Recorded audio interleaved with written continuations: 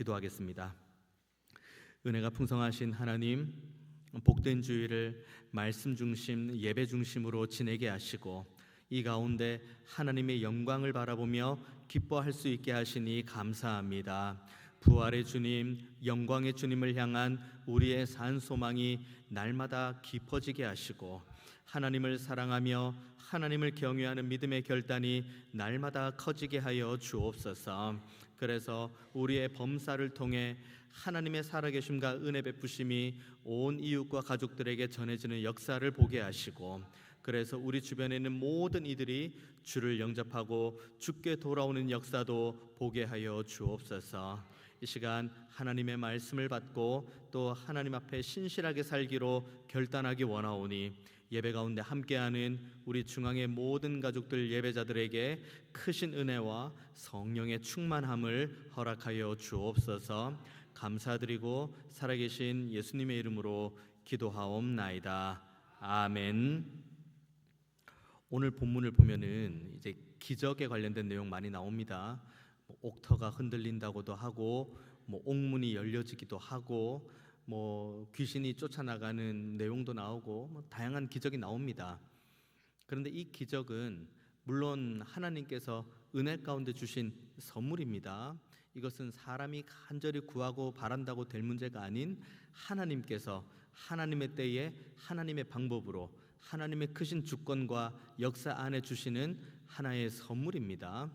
그렇다고 오늘 본문의 주인공인 바울과 실라가 넉넉고 있지는 않았습니다. 오늘 본문을 쭉 흘러가는 내용들을 보면서 바울과 실라가 어떤 여정을 걸었는지, 그 가운데 하나님께서 바울과 실라에게 어떤 은혜를 주기 원하시는지, 더 나아가서 바울과 실라를 통해 주변에 있는 모든 이들에게 어떤 은혜를 주기 원하시는지를 한번 저와 여러분이 말씀을 통해 바라보고, 이 말씀의 은혜가 우리의 범사에도 동일하게 있기 원한다, 이 결단을 가지고 함께 기도의 자리, 그리고 섬김의 자리, 그리고 하나님 앞에 무릎 꿇는 자리로 나아가는 우리 모두가 다 되시기를 주님의 이름으로 축원드립니다. 바울과 실라가 계속 여행하고 있습니다. 이들이 여행하는 이유는 다른 것에 있지 않습니다. 오늘 본문보다 앞서 있는 16장 5절 말씀 보면은 이에 여러 교회가 믿음이 더 굳건해지고 수가 날마다 늘어간다. 바울과 실라가 사역하는 이 근본적인 동기는 이거 하나밖에 없습니다. 내가 사역을 하고 내가 최선을 다해서 섬기고 수고하고 헌신하면서 내가 하나님 앞에 복을 받아야겠다, 은혜를 받아야겠다, 이런 거는 바울과 실라에게는 안중에도 없습니다. 왜냐하면 바울과 실라는 이미 큰 은혜를 받았다고 믿음으로 늘 고백하고 있기 때문입니다.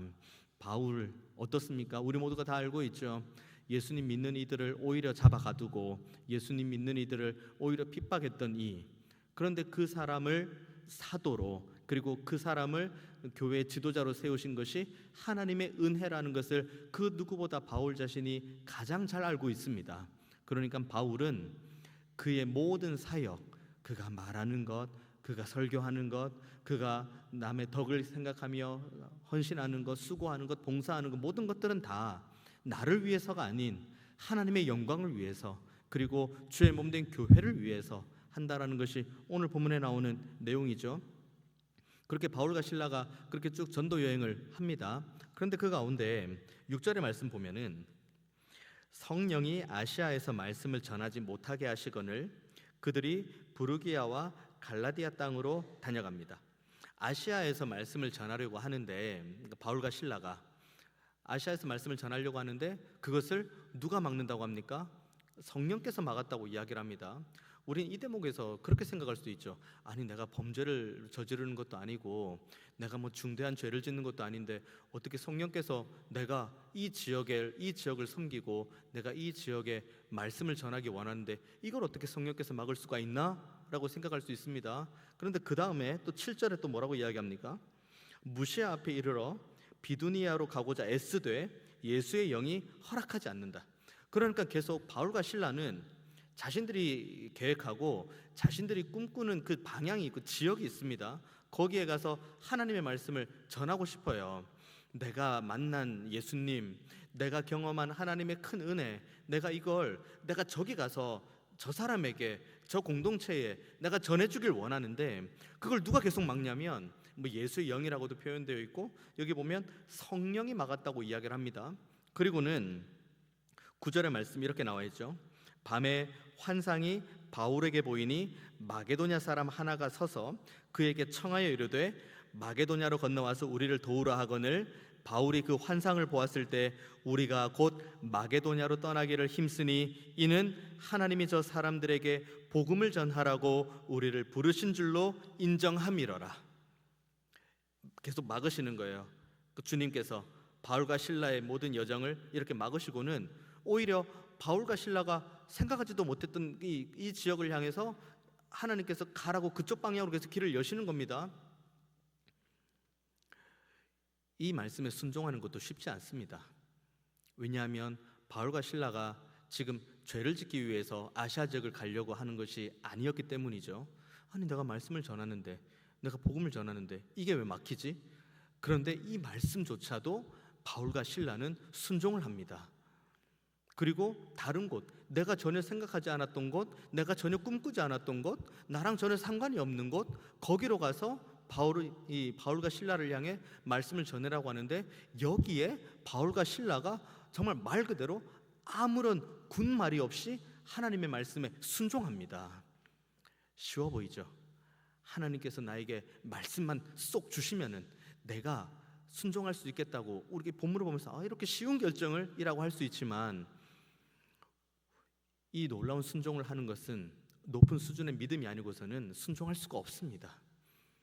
왜냐하면 우리가 하나님의 말씀을 받고 순종하는 것이 얼마나 우리의 삶에 어렵다는 것을 다른 사람 볼 것도 없습니다. 내 앞뒤 좌우에 계신 분을 볼 것도 없습니다. 나를 보면 알거든요.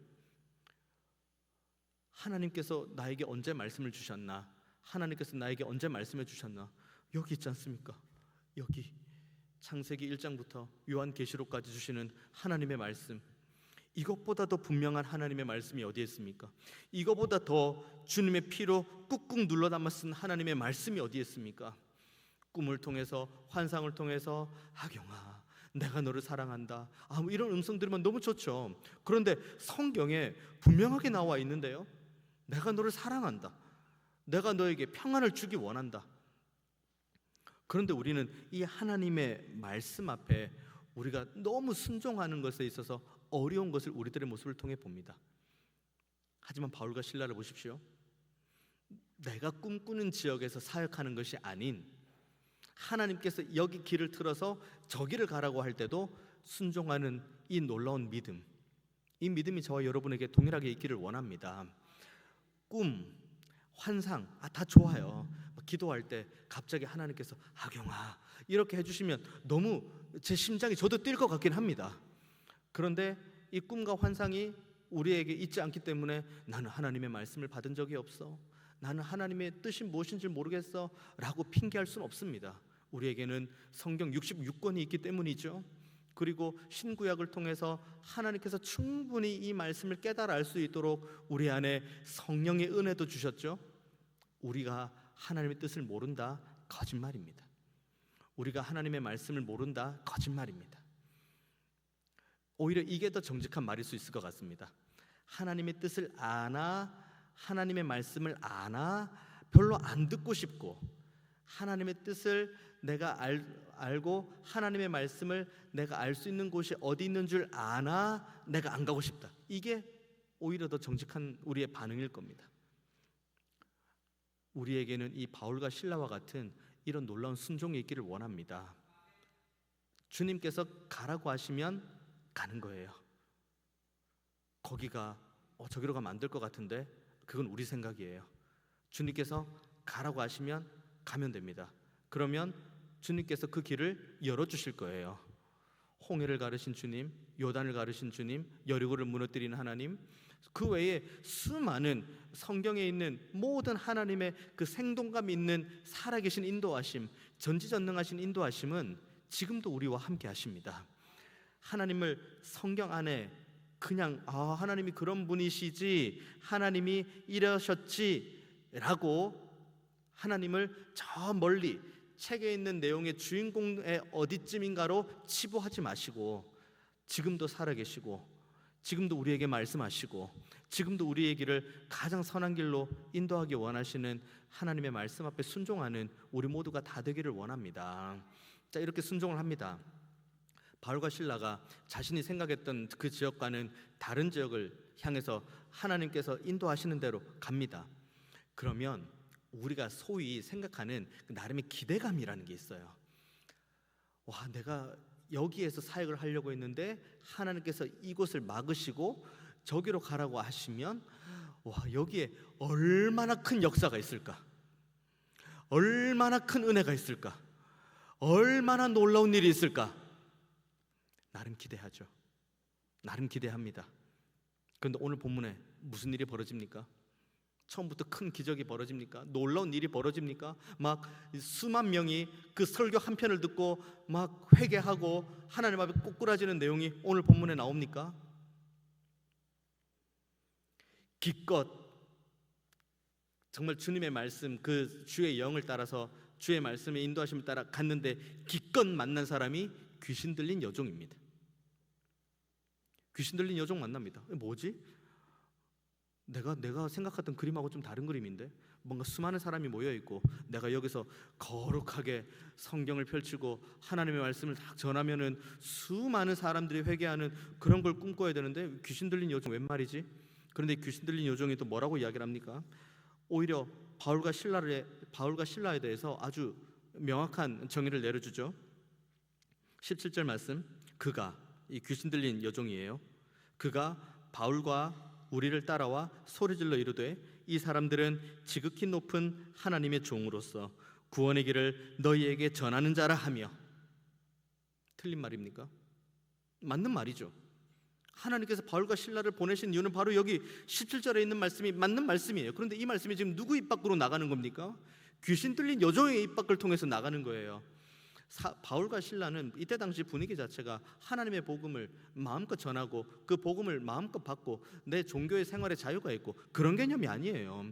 하나님을 믿고 하나님을 사랑하고, 여기까지는 그 유대인 그룹 안에서는 오케이. 그런데 예수? 노. 게다가 십자가에 달리신 예수님을 전한다? 바로 감옥행, 심지어 순교, 이거죠. 이 시대 가운데 바울과 신라는 말 그대로 하나님의 영의 인도함을 따라서 이 지역으로 옵니다. 숨죽여서 보는 거죠. 이 지역의 상황이 어떤지. 그래서 기도합니다. 그래서 16절의 말씀 보면은 우리가 기도하는 곳, 그러니까 기도하면서 하나님께서 우리에게 어떤 사역을 베풀어 주실지, 하나님께서 우리에게 어떤 열매를 보여주실지 기도하는 거예요. 어떻게 따지면 그 기도의 응답이 귀신 들린 여종을 만난 거예요. 근데 귀신 들린 여종을 만났는데 괴롭죠. 이게 정상적인 구조 안에서, 정상적인 교회 공동체, 그러니까 기독교 공동체 안에서 서로를 인정하고 칭찬하고 하나님께서 보내신 사자다, 우리가 저 사람들의 섬김과 수고와 사역을 통해서 우리의 공동체가 부흥하게 될 것이다, 이런 거라면 모를 문제인데 잠잠히 기도하며 하나님의 일하심을 기도하며 기대하고 있는데 한 귀신 들린 여종이 와가지고 막 그렇게 크게 떠드는 거예요. 그러니까 여기에 대해서 바울이 그 마음이 어떻다고 이야기를 하냐면 18절의 말씀, 괴로워했다고 이야기를 합니다. 괴로워했는데 여기에서 이제 돌이켜서 어떻게 합니까? 바울이 그 귀신에게 이르되 예수 그리스도의 이름으로 내가 내게 명하노니 그에게서 나오라 하니 귀신이 즉시 나오니라. 한 사람이 귀신 들린 상태에서 오랫동안 있다가 회복이 되었어요. 말 그대로 정상인이 된 거죠. 그럼 주변의 반응이 어때야 됩니까? 정상적인 반응이라면 축하해야죠. 아, 너가 드디어 정상인이 되었구나. 귀신에 붙들려 있다가 이제 드디어 우리와 같은 정상적인 생활을 할 수 있구나 라고 생각할 수 있죠. 많은 사람들이 그렇게 칭찬하고 환호하고 그렇게 귀신을 쫓아내는 이 바울과 신라와, 그리고 바울과 신라를 통해 드러난 하나님께 영광 올려드리는 게 정상적인 일이죠. 그런데 그들의 반응이 어떻습니까? 19절 말씀, 여종의 주인들은 자기 수익에 소망이 끊어진 것을 보고 바울과 신라를 붙잡아 장터로 관리들에게 끌고 갑니다. 한 사람의 회복은 그렇게 크게 나에겐 중요하지 않는 이 비인격성. 저 사람이 귀신 들려서 저 사람이 하는 그 귀신 들린 행위로 인해서 내가 지금 경제의 풍성함을 누리고 있는데 너희들이 뭔데 내 수익의 근원을 끊어버리냐는 겁니다. 영혼에 대한 안타까움 없어요. 영혼에 대한 사랑 없습니다. 영혼에 대한 갈망 없습니다. 영혼에 대한 회복, 영혼에 대한 치유, 영혼에 대한 그 간절함, 그런 거 없어요. 이 사람은 그냥 가지고 있는 것, 왜 내 수익이 끊어졌냐는 거예요. 점점 바울과 실라가 기대하는 것과는 점점 다른 방향으로 양상이 진행되어 가는 걸 봅니다. 기도하는데 귀신 들린 여자 만나죠. 그래서 귀신 들린 여자, 그 귀신을 쫓아내주니 그 주인이, 그 귀신 들린 여종의 주인이 바울과 실라를 사람들에게 고발한 내용이 나오죠. 말 그대로 지금 이 본문 어디에도 주 예수를 믿으라, 그리하면 너와 내 집이 구원을 얻으리라고 복음을 전하는 것은 오늘 지금까지 시점에서는 없습니다. 다만 귀신 들린 여종을 만났고 그리고 귀신 들린 여종을 고쳤을 뿐인데, 그 다음에 진짜 입 밖으로 복음 한번 선포하지 않은 사람들이 지금 어떤 일을 당합니까? 20절부터 보면은 이 사람들이 유대인인데 우리 성을 심히 요란하게 한다. 21절, 로마 사람인 우리가 받지도 못하고 행하지도 못할 풍속을 전한다. 그리고 22절, 무리가 일제히 일어나 고발하니 상관들이 옷을 찢어 벗기고 매로 치라. 그래서 많이 맞았어요. 많이 맞고 그 다음에 23절 뭐라고 이야기합니까? 많이 친 후에 옥에 가두고 간수에게 명하여 든든히 지키라 하니. 이게 기도의 응답입니까? 별 생각을 다 할 수 있겠죠. 평범한 인간이라면. 우리가 아시아로 가서 복음을 전했으면 이런 일이 없었겠지. 우리가 계획했던 대로 우리가 아시아에 대해서 잘 알고 거기에 대한 갈망도 있고 거기에 대한 안타까움도 있고 내가 거기 가서 하나님 말씀 전하면 이런 일이 없었을 건데, 그래도 주의 영의 인도함을 따라 내가 여기에 왔는데 내가 지금 당한 게 뭐야? 귀신 들린 여종 만나 그 여종을 기껏 고쳐놨더니 사람들에게 핍박받아, 사람들의 매 맞아 지금 감옥에 갇혀, 착고에도 갇혀 있어. 착고에 묶였다는 것은 지금 우리로 따지면은 그러니까 정치적인 중범죄자에게 해당되는 겁니다. 착고, 그러니까 깊은 옥에 갇힌. 내가 뭘 그렇게 잘못했나? 라고 생각할 수 있죠. 인간적인 관점이라면. 내가 소위 우리가 이야기하는 것 있지 않습니까? 예수 믿으면 복 받는다.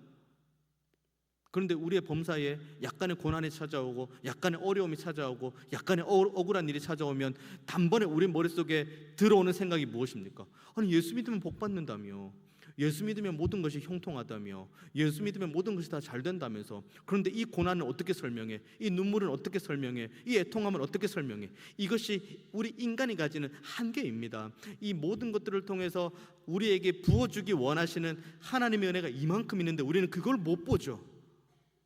그냥 당장 눈앞에 있는 사람들에게 매맞은 것, 그리고 감옥에 갇혀 있는 것, 착고에 묶여 있는 것, 그리고 귀신 들린 여종을 만나는 것.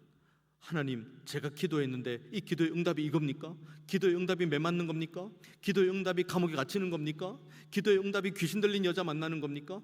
기도의 응답이 지금 제 삶에 지금 아무것도 할 수 없는 착고에 갇혀 있는 이 상태인 겁니까? 하지만 그 가운데 바울과 실라는 이 생각을 하지 않았습니다. 오히려 본문에서는 바울과 실라가 뭘 했다고 이야기합니까? 25절 말씀, 한밤중에 바울과 실라가 기도하고 하나님을 찬송하며 죄수들이 듣더라. 우리는 우리가 살아가는 모든 삶에 한번 뒤안길을 한번 돌아보십시오. 우리가 기도하면서 자연스럽게 우리가 꿈꾸는, 우리가 기대하는 뭔가 일이 있어요. 뭔가 상황이 있어요. 내가 기도 이렇게 했으니 이렇게 됐으면 좋겠다. 내가 기도했으니 내 환경이 이렇게 좀 열렸으면 좋겠다. 그런데 지나간 우리의 시간들을 가만히 돌아보면 우리가 생각했던 것, 우리가 기도하며 꿈꾸는 것, 우리가 기도하면서 은근히 마음 가운데 바랬던 것, 이것들이 우리의 눈앞에서 펼쳐지는 건 거의 드뭅니다. 그래서 우리가 실패한 인생 됐습니까?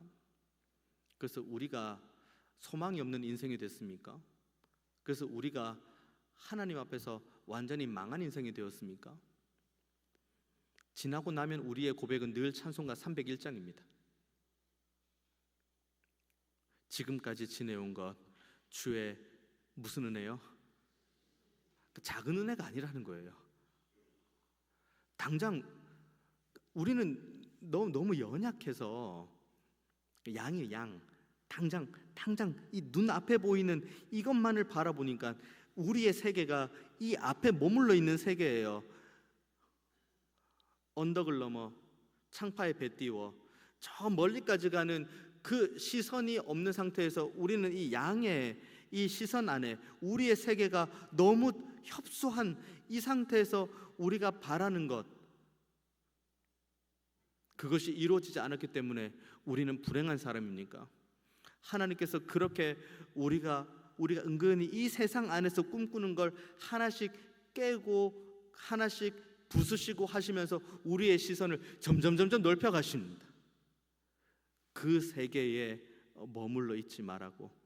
기도할 때 너희들이 옥에 갇히고, 기도할 때 너희들이 매 맞고, 기도할 때 너희들의 귀신 들린 여종을 만나는 그런 일들이 있어도 그 모든 것들을 통해 합력하여 선을 이루시는 하나님의 은혜를 제발 보라고 우리의 생각을 계속 깨뜨리시고 또 깨뜨리시는 거예요.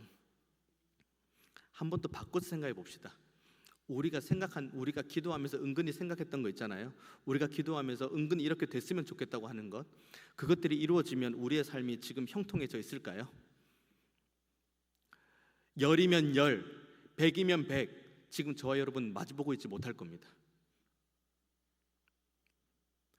하나님께서 필요하면 하나님께서 부어주실 겁니다. 우리가 지금 없다는 것은 하나님이 보시기에 우리의 삶에 필요가 없기 때문에 안 주신 겁니다. 바울과 실라는 이 진리를, 하나님이 살아계시고 하나님이 지금도 나와 함께 하시고 하나님께서 지금도 사랑으로 나를 붙드신다는 걸 바울과 실라는 너무 잘 알고 있는 거예요. 그걸 너무 깊이 경험했으니까요. 아, 내 인생이 더 이상 내 뜻대로 살아가는 게 아니구나. 내 삶이 더 이상 나의 것이 아니구나. 다 하나님의 것이구나. 그러니 하나님의 인도하심을 따라가다 보면 그 끝에 무언가 가장 좋은 것이 있겠지라는 믿음이 바울과 실라에게 있는 거예요. 그래서 바울과 실라가 맞고 사람들에게 비난받고 착고에 묶인 상태로 깊은 옥에 갇혀졌을 때 바울과 실라가 할 수 있었던 게 바로 기도와 찬송이에요. 우리가 입을 열어서 주여 주여 한다고 하는 기도가 아닙니다. 우리가 입을 열어서 음정과 박자에 맞춰가며 찬송한다고 그게 찬송이 아니에요. 우리의 온 정성과 마음이 하나님을 향해 온전히 향하고 내 모든 범사가 하나님의 은혜 안에 있다는 이 믿음을 가지고 고백하는 게 기도고, 감사함으로 올려드리는 곡조 있는 기도가 찬양이에요. 그때 무슨 일이 벌어집니까? 그렇게 기도하고 찬송하니까 이제 26절부터 막 옥문이 열리고 막 죄수들이 막 그렇게 되고 막 그런 일들이 벌어지죠. 바울과 실라는 이때다 싶어서 도망갈 법도 하죠. 그런데 이 간수가 보니까는 말 그대로 정말 아수라장이 되어 있는 거예요. 닫혀 있어야 될 옥문이 열려 있고, 그리고 죄수들이 다 풀려 있는 것처럼 보이고, 그래서 나는 살아도 사형이겠다. 그럴 거면 그냥 이 자리에서 깔끔하게 자결을 하자, 이 생각을 했던 거겠죠. 근데 거기다 대고 바울이 뭐라고 합니까? 28절의 말씀, 바울이 크게 소리질러 이르되 내 몸을 상하지 말라, 우리가 다 여기 있노라. 다 있는 거예요. 도망가지 않고 우리가 여기 있다, 몸을 상하게 하지 마라. 그러니까 간수가 바울과 실라 앞에 무릎을 꿇은 다음에 드디어 우리 모두가 알고 있는 유명한 질문을 합니다. 어떻게 하여야 구원을 받으리이까? 그때 우리 모두가 알고 있는 이 말씀 나옵니다. 드디어 이 말씀 나옵니다. 31절 말씀, 주 예수를 믿으라. 그리하면 너와 내 집이 구원을 받으리라. 이 시점까지 가기 위한 거예요. 기도할 때 귀신 들린 여종 만난 거, 그리고 귀신 들린 여종 만나서 해결해 줬더니 다가온 것은 따뜻한 환대와 감사가 아니라 오히려 매맞은 거, 사람들에게 핍박받는 거. 뭐 로마인 중간에 그런 얘기 나오잖아요. 로마 사람인 우리가 받지도 못하고 행하지도 못할 풍속을 전한다고. 바울은 로마 시민권을 가진 사람입니다. 그리고 바울이 이 옥에 갇힐 만한 사람이 아니죠.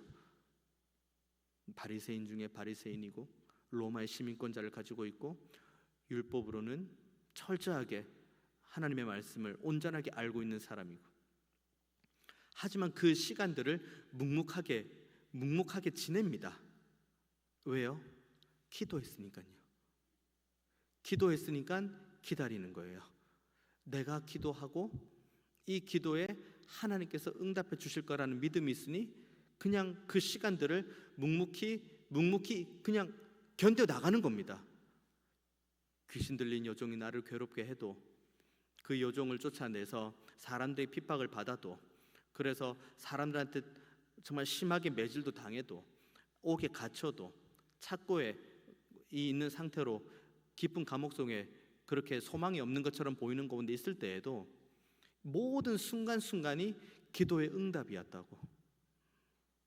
그리고 이후에도 내가 기도하는 모든 기도에 하나님께서 응답 주실 거라는 믿음의 확신이 있기 때문에 이 시간을 버텨냈고, 그 결과가 이 한 사람, 이 간수 한 사람, 이 사람의 질문으로 응답을 받는 겁니다. 주 예수를 믿으라. 그리하면 너와 내 집이 구원을 받으리라. 그냥 쭉 본문만 보면 옥문이 열려지는 기적, 그리고 귀신이 쫓아나가는 기적, 수많은 기적들이 있는 것처럼 보이지만 그 모든 기적들의 이면에는 어쩌면 인간적인 관점으로만 봤을 때 바울이 겪고 있는 눈물이 있고 아픔이 있고 애통함이 있습니다. 기도하지 않으면 견딜 수가 없는 여정이에요. 영문을 모르니까요. 이유를 모르니까요. 하지만 기도하는 이들은 견딜 수 있어요. 하나님께서 반드시 이 기도의 제목, 내가 지금 무슨 기도를 하는지도 모르겠지만 어쨌든 하나님 앞에 올려드릴 이 기도의 제목을 하나님께서 다 말 그대로 하나님의 선하신 능력과 하나님의 온전하심과 하나님의 은혜 베푸심을 통해서 나 하나 온전하게 만들고, 나를 통해 누군가 한 사람이 나에게 질문하게 하는 것, 어떻게 하여야 구원을 얻습니까? 그때 비로소 우리의 입술 밖으로 나가는 것은 머릿속에 있는 그냥 일반적인 지식, 예수님 믿으세요, 구원 받습니다, 이게 아니라 내가 예수를 믿어보니 구원이 이와 같은 은혜입니다. 내가 기도를 해보니 이런 고난과 역경과 어려움이 있어도 견딜 수 있게 하시고 끝끝내 모든 고난을 통해 지금 당신을 만날 수 있도록 하나님께서 은혜를 주셨습니다. 그러니 내 삶을 보십시오. 제가 제 삶으로 당신께 말씀드립니다. 주 예수를 믿으십시오.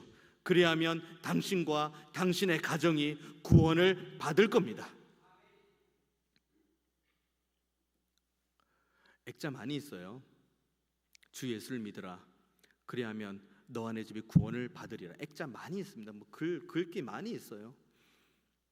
심지어 아직까지 사회주의권인 중국에 가도 이걸 족자라고 하나요? 이 길조각에 있어서 이 붓글씨로 이렇게 쓰는 거 많이 있어요. 팔아. 중국 사람들이 직접 써서 우리 집에 걸어놓으면은 우리 집에 구원이 오나요? 그 부적인가요? 아니에요. 우리는 이것을 우리의 삶으로 온전하게 보여줄 수 있도록 지금도 우리를 가장 좋은 길로, 온전한 길로 인도하시는 하나님의 능력을 우리가 먼저 경험을 해야 됩니다. 우리가 기도했는데 지금 여러분 중에 누군가가 혹시 귀신 들린 여종 만난 사람 있습니까? 억울한 일 경험한 분이 있나요? 내가 기도했는데 더 인생에 어려운 일이 찾아오시나요? 내가 기도했는데 오히려 더 핍박이 찾아오나요? 기도하는데 오히려 더 누군가에 의해서 말 그대로 매를 맞으시나요? 기도하는데 오히려 소위 말해서 우리의 인생이 계속해서 이 풀어지는 것이 아니라 메어지는 것처럼 보이는 그런 일들을 경험하나요? 기도하는데 내가 생각하는 대로 되어지지 않는 것처럼 보이는 수많은 여정 가운데 우리들 경험하고 있으십니까? 기뻐하십시오. 하나님께서 여러분을 지금도 사랑하시고 하나님께서 여러분의 모든 기도에 응답하고 있다는 반증임을 믿으십시오. 하나님은 정말 여러분을 사랑하십니다. 여러분의 눈물도 아시고 여러분의 아픔도 아시고 여러분의 한숨도 아십니다. 그리고 우리가 우리 자신을 볼 때 저 귀신 만난 여종을 내가 얼마나 더 많이 만나야 될까? 저 귀신 만난 여종과 내가 얼마나 더 많이 동행해야 될까? 이 얼마나 긴 시간 동안 이 고난을 당해야 될까? 내가 저 사람으로 인해서 매 맞는데 내가 얼마나 더 몇 년 동안 내가 더 매를 맞아야 될까? 내가 얼마나 더 많은 세월 눈물 흘려야 될까? 우리는 몰라요. 그 마지막 때가 언제인지, 그 때가 언제인지, 그 때가 몇 년, 몇 월, 며칠인지 우리는 알 수 없습니다. 하지만 한 가지 확실한 것, 우리가 기도하며 그리고 이 기도함 가운데에 우리의 모든 기도를 듣고 응답하시는 하나님이 나의 아버지라는 사실을 우리가 믿는다면 이 고난과 눈물과 말 그대로 아무것도 되어지지 않은 것처럼 보이는 매맞는 모든 상황의 끝에 우리를 향해서 때리는 사람, 우리를 향해서 손가락질하는 사람, 우리를 향해서 더욱더 고난과 핍박을 주는 사람, 그 사람들의 입 밖을 통해서 우리에게 묻게 되는 날이 올 겁니다. 어떻게 하여야 우리가 구원을 얻을 수 있을까요? 그때 우리의 대답이 너 그럴 줄 알았어. 나를 핍박하더니 나를 괴롭히더니 너 그럴 줄 알았어. 가 아니라 주 예수를 믿으십시오. 그러면 당신과 당신의 모든 가정이 구원을 받을 것입니다. 태신자 초청 주일이 진짜 한 2주 좀 더 남았나요? 한 3주 정도 남은 것 같습니다. 우리의 이웃 태신자들도 있고 우리의 가족 태신자도 있습니다. 구구절절한 그 뜨거운 마음을 가지고 이름을 썼죠.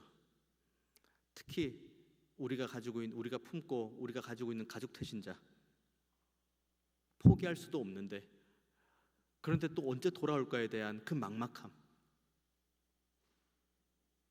엄마나 잘 믿으세요, 아빠나 잘 믿으세요 라고 말하는 우리의 가족들, 당신이나 잘 믿어, 나는 괜찮아 라고 말하는 그런 조롱 가운데 우리가 할 수 있는 건 기도와 찬송밖에 없습니다.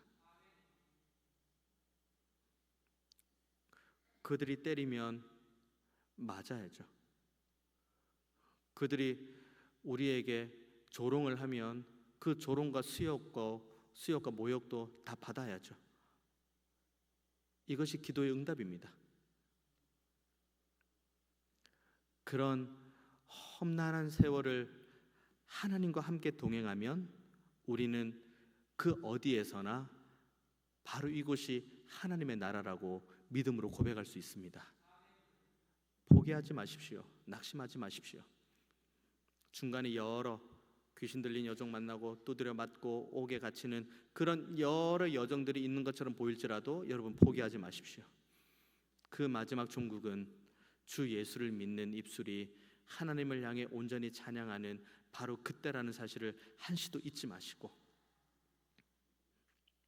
조금만 더 우리의 연약한 무릎을 한번 하나님 앞에 꿇어보는 우리 모두가 되기를 원합니다. 한 번 더 눈물 흘려보는 저와 여러분 되기 원하고 한 번 더 견뎌보는 저와 여러분 되기를 원합니다. 우리의 충성됨과 우리의 눈물과 우리의 수고를 아시는 주님께서 궁극으로는 먼저는 우리들에게 큰 구원의 은혜를 다시 한번 경험하게 하실 것이고 우리를 통해서 우리의 가족과 우리의 이웃들이 다 십자가 앞에 무릎 꿇을 수 있도록 주께서 인도하시고 은혜 베푸실 줄 믿습니다. 이 주님을 더 사랑하고 이 주님 앞에 기도와 찬송으로 나아가는 우리 모두가 다 되시기를 주님의 이름으로 축원드리겠습니다. 기도하겠습니다. 은혜가 풍성하신 하나님, 때론 아프고 때로는 울고 싶고 또 때로는 하염없이 흘러나오는 눈물이 주체하지 못할 때도 있고 때로는 황당하고 억울하고 답답한 일을 만날 때도 참 많이 있습니다. 하지만 주님, 이 모든 범사의 시작도 기도요 마지막의 순간도 기도가 되게 하여 주옵소서. 우리가 기도하며 지금도 살아계시고 우리를 붙드시는 하나님을 향해 찬송하며 영광 올려드릴 때에 결국 우리의 범사에 있는 모든 것들을 들어 합력하여 선을 이루시는 하나님의 능력을 보게 하여 주옵소서. 그래서 먼저는 우리 자신이 주 예수를 믿음으로 구원의 기쁨과 감격을 다시 한번 회복해 하시고 우리가 작정한 가족 태신자와 이웃 태신자가 우리의 충성됨과 우리의 섬김을 통해 그들 역시 주 예수를 믿음으로 구원의 큰 은혜 경험할 수 있도록 주님 우리의 범사를 붙들어 주옵소서. 감사드리고 살아계신 예수님의 이름으로 기도하옵나이다. 아멘.